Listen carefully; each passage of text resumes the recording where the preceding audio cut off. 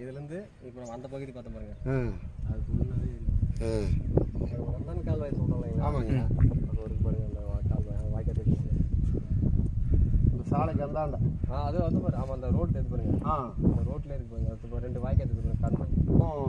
அதுதான் அந்த கால்வாய்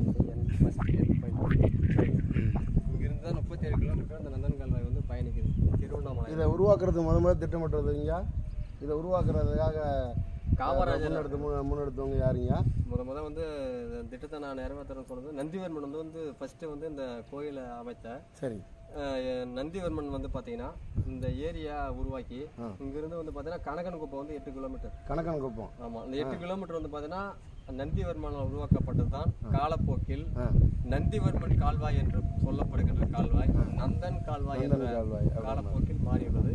இந்த நந்தன் கால்வாய் வந்து பார்த்தீங்கன்னா விவசாயிகளுக்கு ஒரு